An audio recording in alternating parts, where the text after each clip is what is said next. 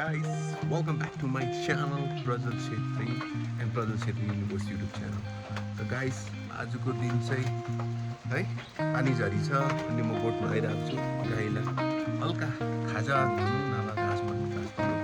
अनि गाइस आज फेरि घाँस काट्नु पर्ने छ हेर्नुहोस् घाँस सकिसकेको छ हो अब यस्तो पानी झरीमा घाँस काट्नुपर्छ सिकसिक त लाग्छ तर काम गर्नै पर्छ गाईले घाँस खाइरहेको छ हो बाहिरको सिचुएसन यस्तो छ यो हाम्रो इस्कुसको मचान अनि हेर्नुहोस् दिन धुम्म धुम्म धुम्म धुम्म अनि पानी सिमसिमी पर्दैछ हो गाइस मैले अलरेडी मल चाहिँ सोरिसकेको छु अब फेरि यो एक दुई दिनमा सोर्नुपर्ने छ यहाँ हेर्नुहोस् हो बाटो हेर्नुहोस् तल पानी मलाई हेर्नुहोस् अब मैले घाँस काट्नुपर्छ यस्तो पानी झरीमा सिकसिक त लाग्छ तर काम गर्नै पर्छ बस्तीमा बसेपछि काम गर्नै पर्छ गाइस के भन्नु